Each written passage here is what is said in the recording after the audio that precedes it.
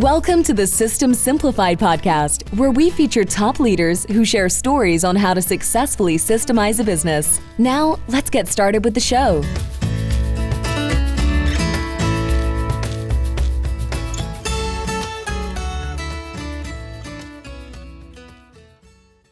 Hello, Adi Klevit here, the host of the System Simplified podcast, where I feature top founders, entrepreneurs, and thought leaders about systematizing a business. And today's episode is being brought to you by Business Success Consulting Group, where we create, document, optimize, and implement processes and procedures so businesses can grow and thrive. And today's guest is Amanda Farris. Hi, Amanda. Hi, thanks for having me. It's so great to be here. Yeah, thank you for being a guest. And, before I introduce you, we're going to have an amazing conversation here because you are really a truly powerhouse, a connector, fun to talk to. So this is going to be a fun conversation. So I want to listen. Absolutely. Yes. But first of all, we have to make a big shout out to Brianna Heatherton, who introduced us. Absolutely. And, we were talking about Brianna before we start recording, and we just say she's like a ray of sunshine. A ray of sunshine, right? Literally. And and also she always wears these bright colors, and she's out there, and whenever she enters the room, it's just like the room lights up. Absolutely. Yeah, she's a gem. Like I said, there really is no one else like her. Master connector, always has a smile on her face, positive attitude, but just literally like a ray of sunshine constantly, and I love it. So and she helps her client tremendously. So I did a fantastic episode with her. I'm gonna include it in the show notes. Awesome. And her LinkedIn and contact information. So thank you, Brianna, once more for connecting me with wonderful people. So now, Amanda, the light is on you. So you are a powerhouse in performance marketing world. You are part visionary, part connector, all heart. And as the CEO and founder of LinkUnite, you built more than a movement.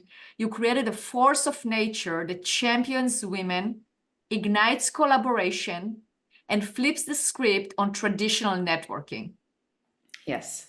With a career spanning high impact roles and stages across the industry, you don't just show up, you own the room and leave it better than you found it, which I think it is a great motto to live by, that you leave a place better than it was. That is a real, true test to somebody who can impact the lives of others. Absolutely. You want to put out in the world what you want to give back, right? So just always be a positive light and always be the positive person. And, if you can be that person, you should be, right? At the end of the day, but we all have bad days. But, at the end of the day, we can always be positive people. Absolutely. Absolutely. So let's talk about LinkUnite. Tell us more about LinkUnite. How did you get started with it? Yeah. What's the purpose? Oh, absolutely. So LinkUnite it's a women's movement that we founded a couple of years ago, and it's really just taken off. So I call it a women's movement, but it's really a collaborative movement. We have just as many male allies in the space that really propel us forward. But the idea is really to provide a ecosystem, a network, a venue, whatever word you want to put on it, but just really a social gathering place for women who are, director level up. And honestly, we have, events that are even down to, account managers. We want to take anyone who's invested in the industry and provide them all the tools necessary to remain. We have a high turnover rate in digital marketing, and that was something that we noticed very early on in our careers. My partner Sarah and I, we've both collaboratively got quite a few years on the industry. So we have seen it turn over and come and go in different variations. And we wanted to provide something to the women that would encourage them to stay. And the best way to do that was providing connection. And so through the events that we do, we really just try to bring people together who are like-minded, positive energy, right? We have two rules: is just show up and be a good person. And in that essence, it's really providing different, tertiary events to other conferences, whether that be round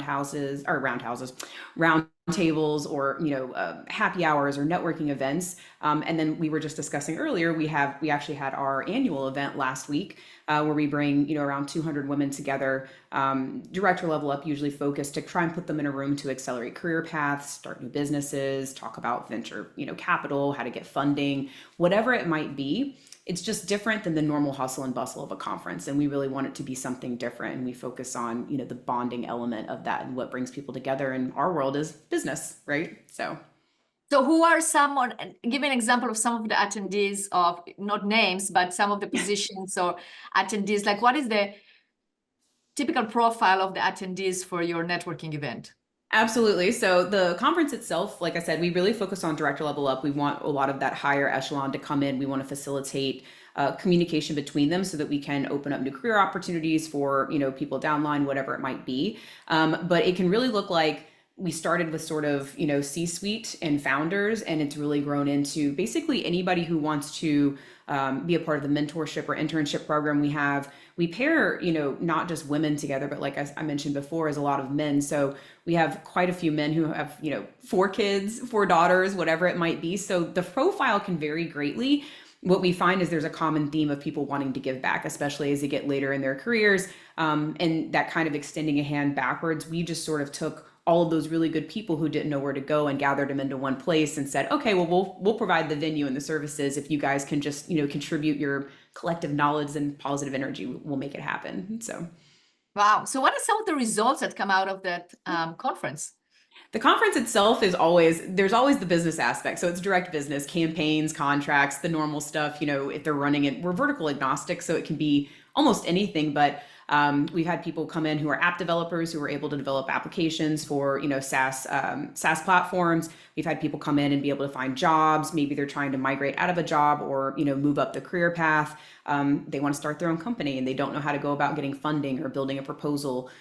We have those types of resources where we bring them in. It's a get what you give mentality, but with all of the experiences and years of collaborative effort, there's something there for everyone depending on what you're looking for. We just provide the venue for them to ask the questions.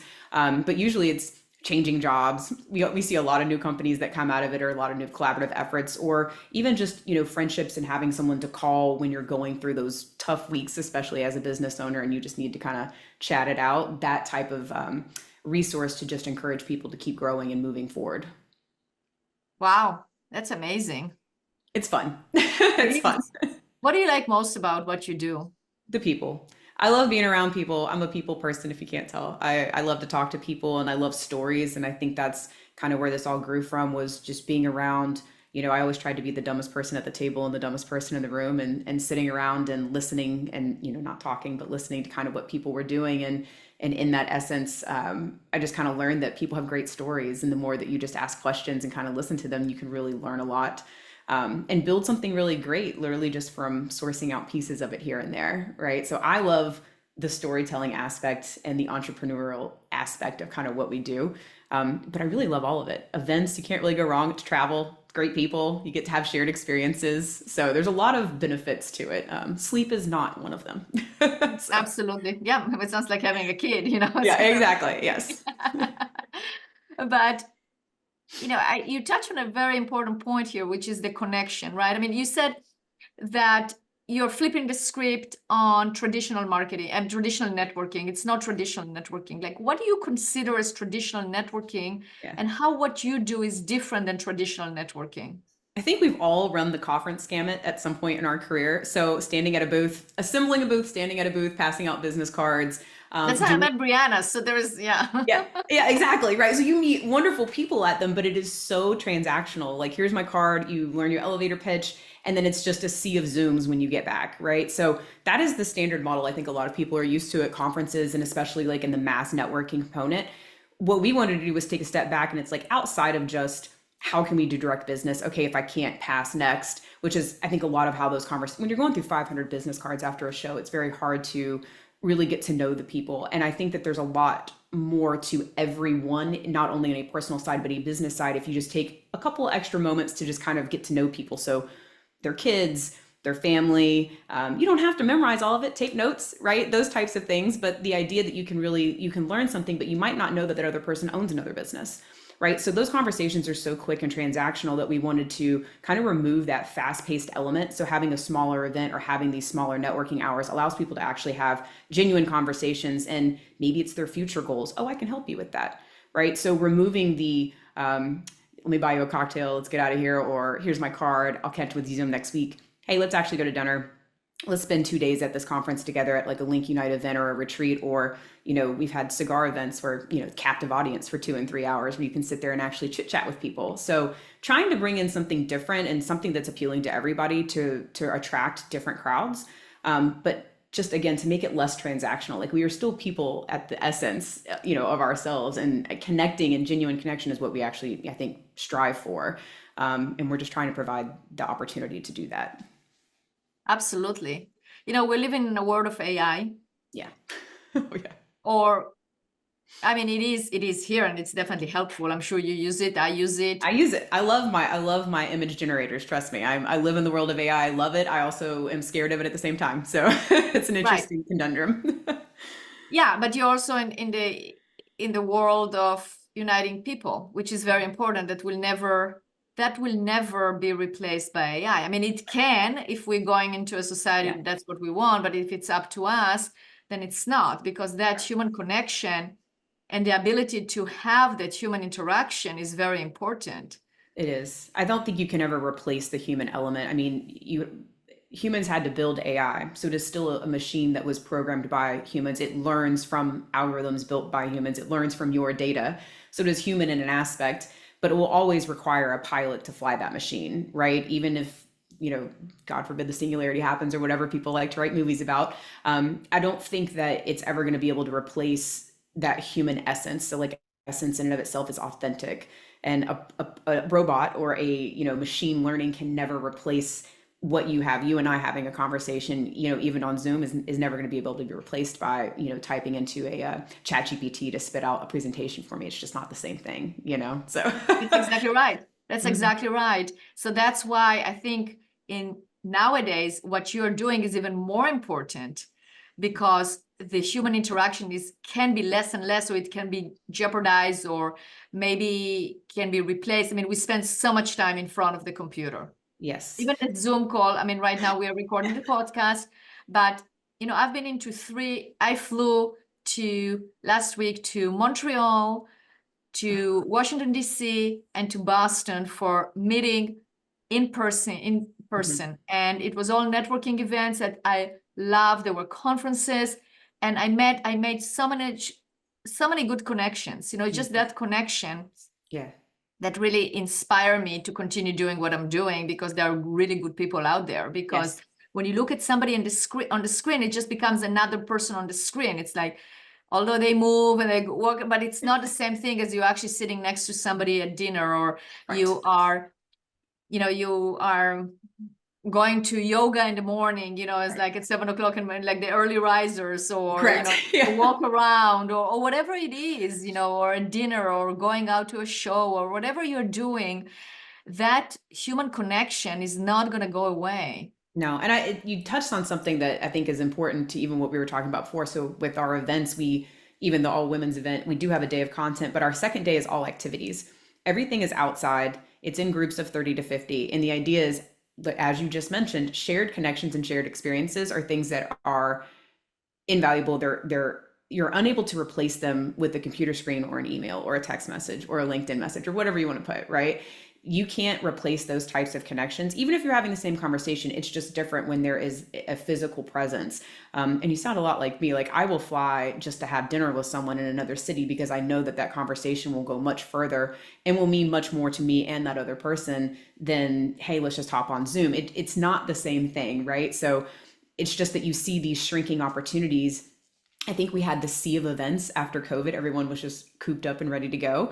And I think everyone kind of flew out of the house. And now you see a little bit of a retraction out of that, where people are kind of figuring out what their schedules are looking like and what they're going to do. But I hope that people don't lose that drive, because that is really what was pushing us forward. That's why you had so much, accelerated growth during that time, is because people were really putting their best foot forward and wanting to see people. And maybe that was a little bit because we missed each other, during our. No, you're absolutely right. I mean, last week, I want to give a shout out to Natalie Nathanson, that she was on my podcast, Magnitude Consulting, and she put a beautiful dinner in Boston, and she wrote me a message, and she said, Adi, I really want you to be at that dinner. It's very important to me. And I said, you know what, Natalie, if you are asking me to be at a dinner like that, that's important to me as well. And I happen to be on the East Coast, so it's really like less than 2-hour flight, and I will come to the dinner. And It's great. It's great to see other entrepreneurs, to talk to other people, to exchange ideas. It was a very meaningful dinner in terms of she did a great job of each one of us having a discussion. Like we basically all together had a discussion, and you made new friends, new acquaintances, and that is what it is all about, is that connection that will never go away. Never go away. I think that's the key part too, is again, back to the transactional piece of it, is I think a lot of people look at, this is a business discussion.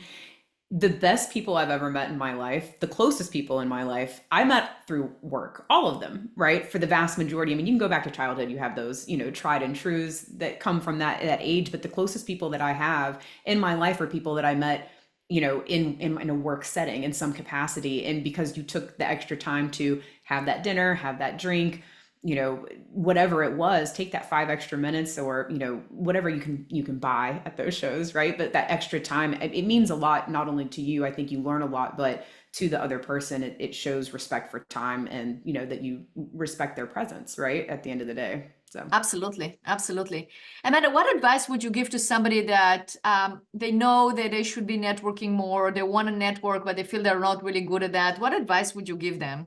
You have to learn by doing. So it's getting out of your comfort zone is really hard. And coming from someone who, I remember my first job when you had a cold call, you remember those days, like you're manually dialing and you're cold calling people. There's nothing scarier when you're in your, right out of college and you don't know what to say. But I will say, even through those experiences, you learn how to talk to people. There's something you can always connect with someone about, right? There's always a shared story, a shared connection, as long as you can lead with that. But getting out of your comfort zone, and not being afraid to say the thing that, within reason, right? Within reason. But to say the thing that you don't think you can say in business, I think that being personable is a big part of it. So don't rely so much on, I have to be scripted, I have to be this particular face for a brand. Be yourself, be genuine. You have so many shared interests with that other person that you probably don't even know about. It could be crocheting, it could be like tea, you might like to travel, but to lean into those are your core strengths, are the hobbies and the things that you like to do and who you are as an essence. So lean into that, but never get out of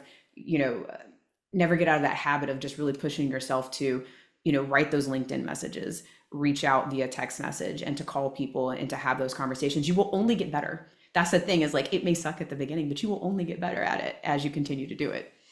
I agree. But it's also the purpose of why you're doing it. Don't go there with the hidden agenda. Oh, I'm going to get that as a client. It's not, because it comes across, it's the reason why you want to have a network is so you have connections, so you can have a group of people you can rely on. If somebody, let's say I have a client that needs help with that, then I know that person can connect. And that's how business is being made. That's absolutely how business is done. It is not the direct relationships. My partnerships and things that I've built over the years have actually been where the majority of our business has come, even to this day. And how we feed this machine is, it's all relationships that were built through other jobs. I may have not been able to do anything at the time with those people, but I remembered those people. I remembered to call those people on their birthday. I remember to have those relationships. And now it's, hey, I actually do have 5 people you can work with, or hey, I have 5 people I can refer to you. So taking the time and being authentic, I think, is kind of something you were saying too, being authentic.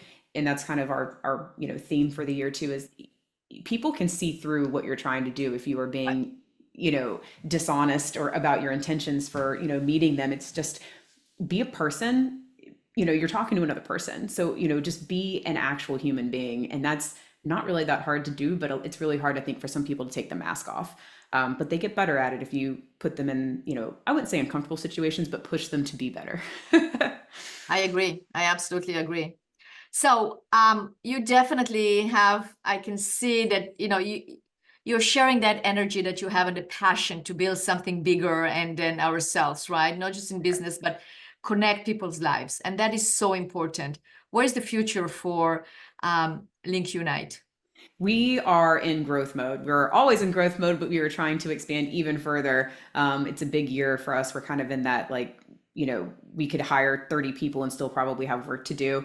But it's a great space. The future of LinkUnite is continuing to evolve in a collaborative state. So we are, a women's movement, but understanding that with evolving times and as people are getting older and finding that they want to give back, we're never going to turn away an opportunity that feeds into the network. So again, it's the greater good of the more good people we can put together and coalesce into something great, the more light we can shine and be, a positive movement. At the end of the day, I'm so happy if you can get a job, but I would love for you to start a company or do that passion that you want. I want to support you. I want you to call and tell me about all your wins. I want you to call and tell me about all your failures too. We'll learn from each other and we'll grow. But I want to really focus on the fact that you can be so much more of what's the best way to say this? You affect people more than you know by simply being there.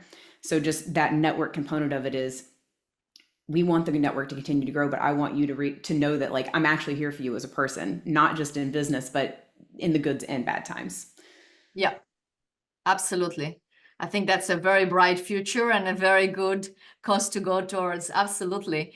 So if people want to know more about you or find out how they can be part of LinkUnite, or they want to reach out, how can they do that? Absolutely. So we say it's text message, used to be Skype back in the day in our industry, but you get Skype. I would say LinkedIn, text message, email. All of my information is available on the website, which is linkunite.live. All of our information is on our LinkedIn profiles. If you want to send a message through there, if you want to send a smoke signal up into the air, we'll probably see that too.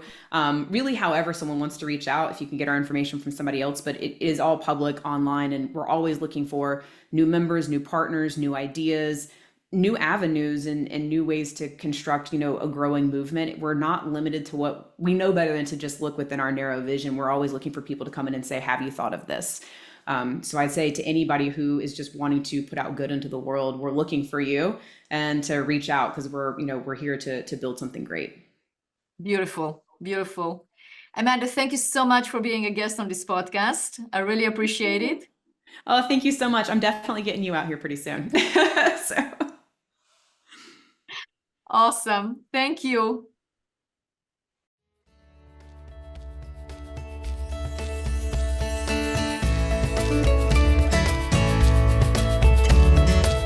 Thanks for listening to the System Simplified podcast. We'll see you again next time, and be sure to click subscribe to get future episodes.